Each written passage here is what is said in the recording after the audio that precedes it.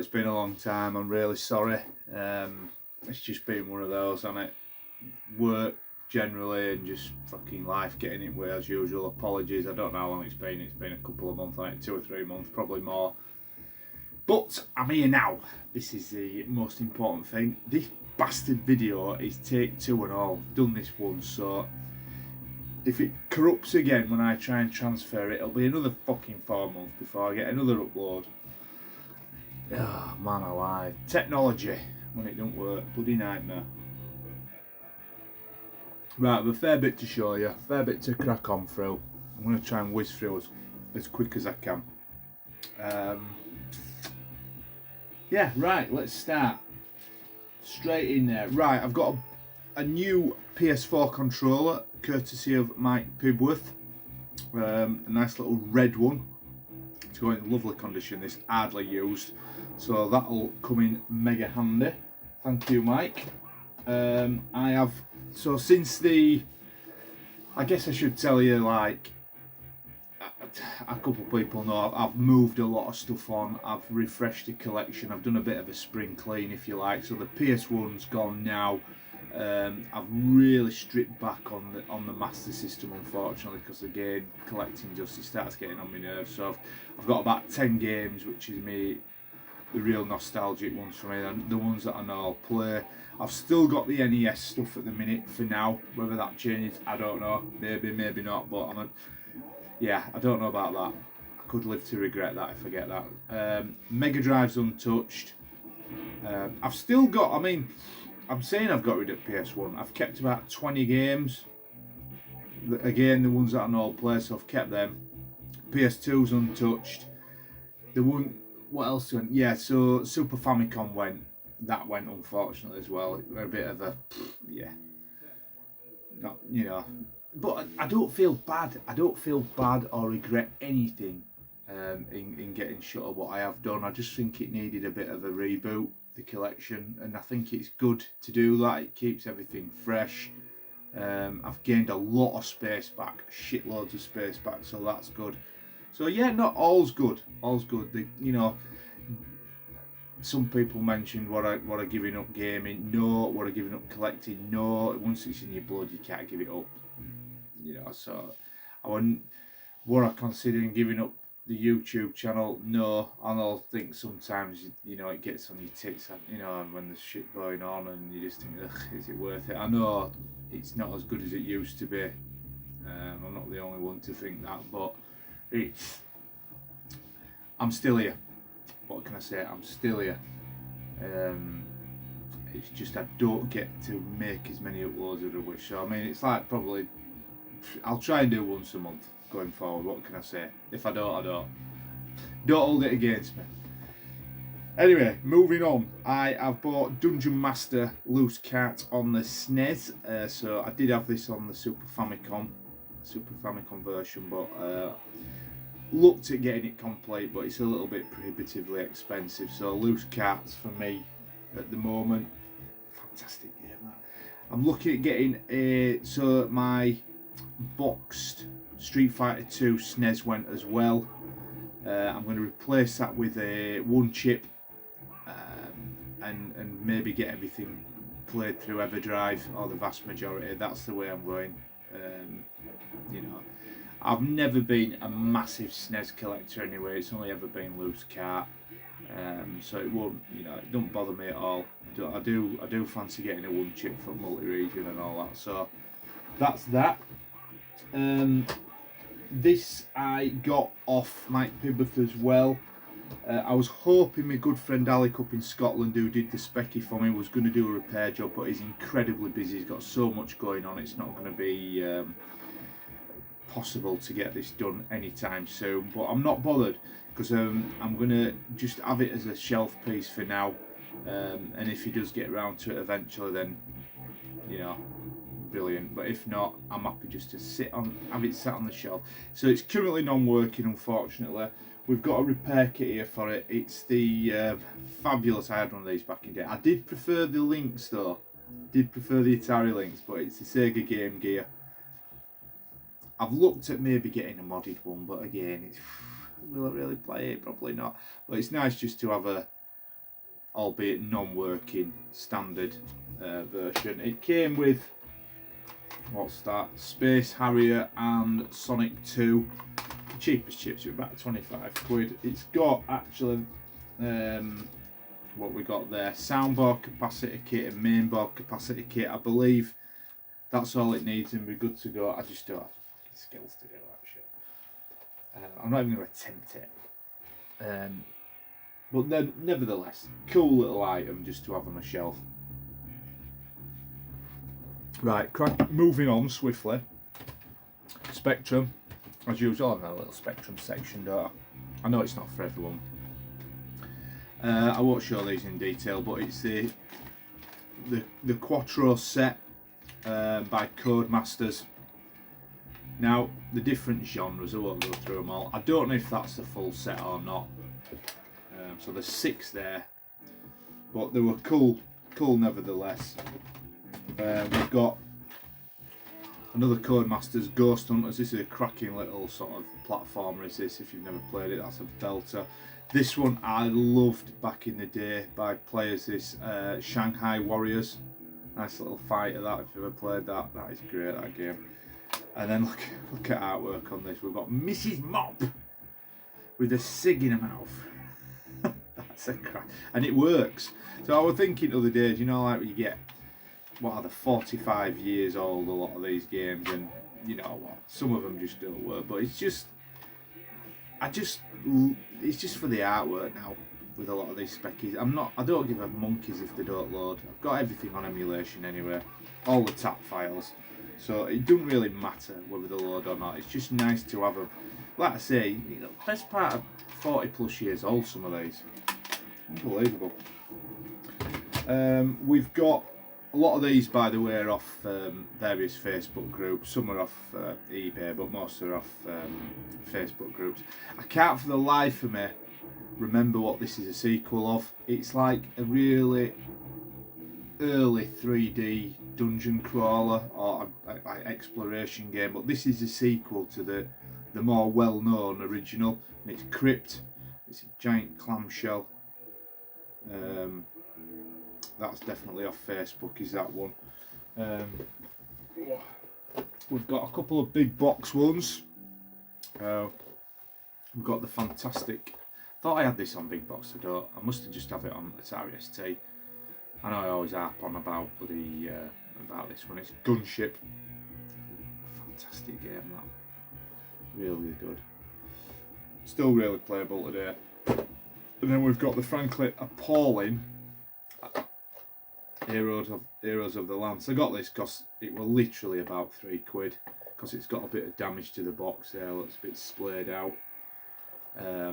It's terrible. I think it's if I remember rightly, it's quite a bit better on 16-bit, but Spectrum garbage, really is. We've got, talking of garbage games, but a game with a pretty cool cover. Dire game though. Crazy Cars 2. Look at that way, Ferrari 40. Quality cover is that. Now the original Crazy Cars is quite a playable little game, but this is just atrocious. And yeah, if I remember rightly, as well, I think it's Amiga screens. It's just as bad on Amiga, to be fair. Terrible. Kenny Dalglish's Soccer Manager, the legend Kenny Dalglish. I don't know if I remember playing that or not. Apparently it's supposed to be a pretty decent little game, is that? This one I had high hopes for. Quite a bit of a letdown, to be fair. It's Game Over by Imagine. Can't get the bloody case shut, the bloody manual's that thick. It just will not close no matter what. But yeah, that were a bit of a disappointment, that, unfortunately, but never mind.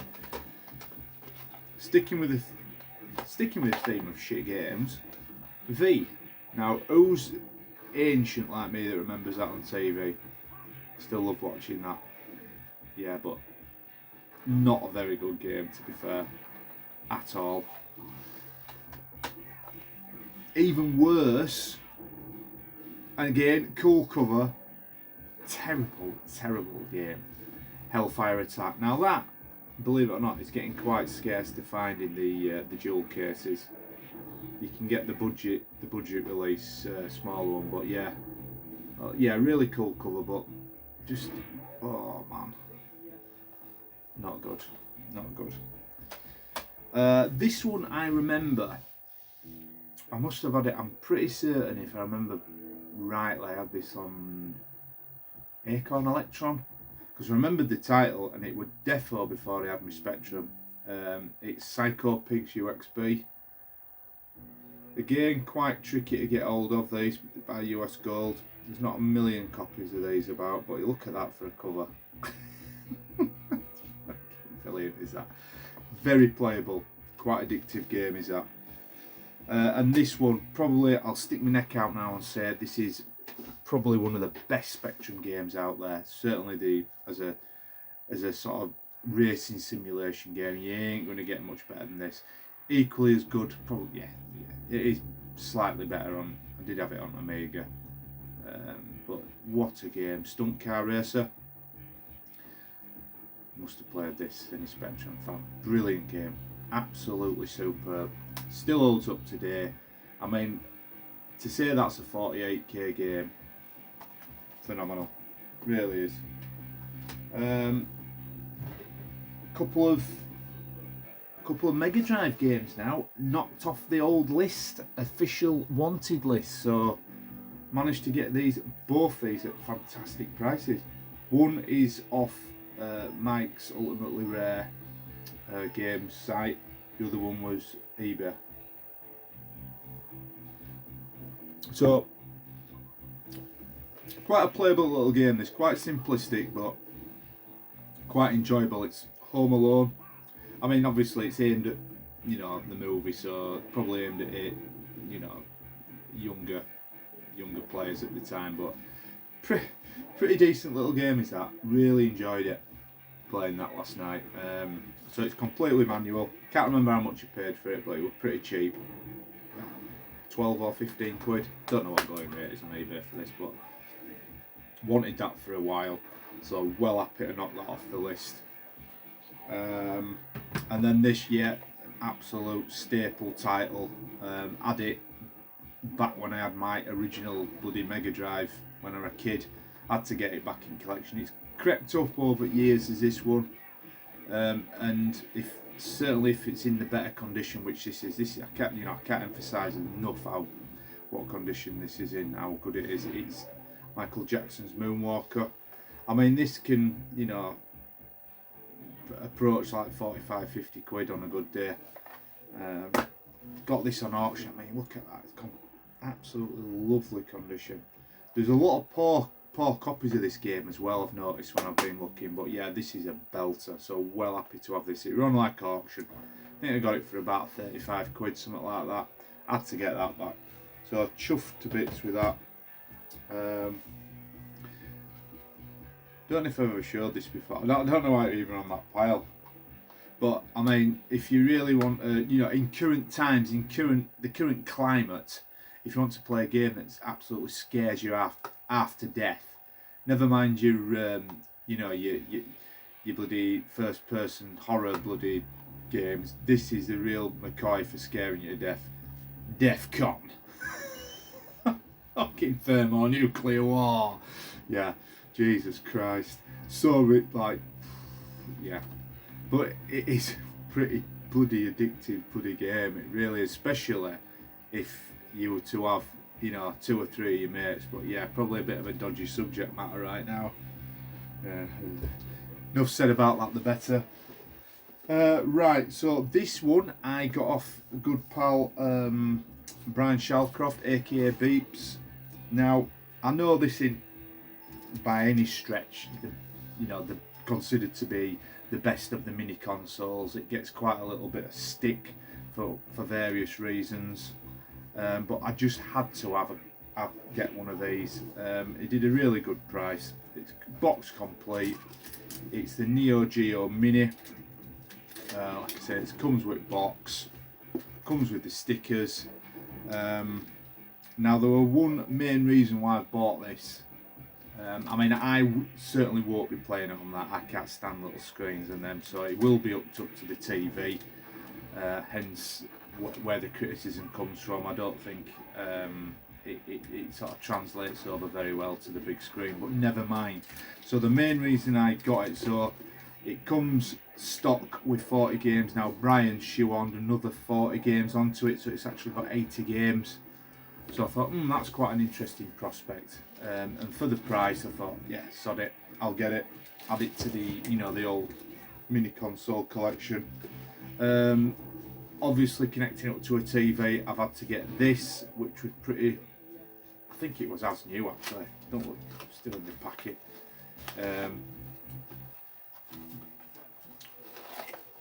Yes, I don't think it's been used personally. So it's the mini pad. Can't remember how much I paid. I've had this week's on end. So I probably will play that downstairs. I'm going to keep it hooked up to TV downstairs. Won't bother having it up here, so I'll give it a bash. But for what I paid for it, I can't remember how much I paid. It wasn't a great deal, to be fair. I don't know what the going rate with these are. I know they're not, like I say, I know they're not mega popular.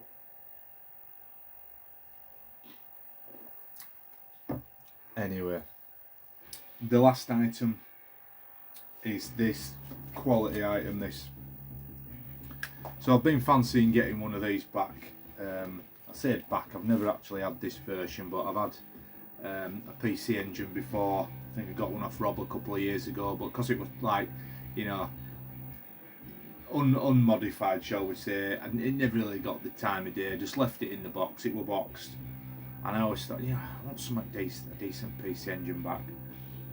And I think I could probably get a decent amount of games without spending too much. Now, this one is the Core Graphics 2. It's got the RGB mod. It's actually I think it's the version 2. Is it Doujin Dance one board in it? It's been recapped, future-proofed. It's just about as good picture and sound quality as you're gonna get. It even came with the Pack-a-Punch RGB cable. So we've got the official RGC Pack-a-Punch cable there. We've got the pad. So I mean, that's well chuffed with that. It were about, again, I've had this quite a while, just been waiting to do a vid, that's why I moved out. It's probably about 140 quid I paid for that. And then I had to get this with it. Shinobi. So it's just loose at the moment. I mean, it's really weird, isn't it, with PC Engine games, because you can literally go some for like 15, 20 quid, and then others hundreds. It does vary wildly, but looking forward to getting that hooked up and getting some decent gameplay done on that. I think what kicked it off is I've been playing Mini. There's a lot of decent games, there's a lot of expensive games on that, to be fair, as well. But to have the real thing again, yeah, well happy. Right, that's it for the pickups. I suppose I should try and attempt to plug my new channel, which is called Burnt Out Movie and Music Club. There's not much content on there, but I will be populating it slowly but surely. No gaming related material. It's just as the title suggests. It's about movies, anything and everything to do with movies. I might do some reviews and pickups, and the music side is going to be like in-depth album reviews, again pickups, but it's probably going to be, if I'm honest, predominantly aimed at like metal or heavy rock. Just like to really, going to be a bit of a labour of love, really, like drilling into a lot of these albums track by track, talking about it. I mean, I know it's not for everyone, and I know a few people sort of shown a little bit of interest in me going over a lot of these classic albums and stuff and talking about them. But if it's for you, anything movie, if you are a movie fan, now I will say it's not, not to separate what we're doing from VHS bootleggers. That's still always going to be me, Pedro, Mike, and his team that he's assembled. He's got a fucking team of people in the background now, contributors. I mean, I'm in the fringe I'm on the fringes these days, but Pete's done a fantastic job with bootlegs. I won't take any of that away from him, but I still want to be involved where I can. It's just that I'm really conscious and really wanted to do something of my own on the movie and music front, hence that. Now I can't mention, you know, the new channel without thanking Pete Armour, aka, you know, Pete on a retro tip.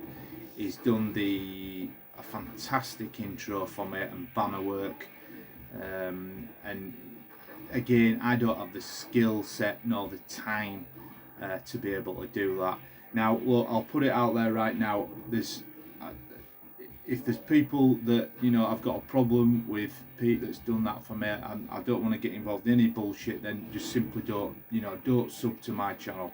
I know this is one of the things that's gone in the background before. You know, I'm just not interested in any of that malarkey. Pete's really sort of, you know, I know how busy he is, and he's, you know, really give me some of his time there to do that, and I'm really appreciative, and I really respect him for doing that. He's put a little bit of gloss to that, you know, to my little channel there, and you know, kudos to that guy. So thank you very much for that.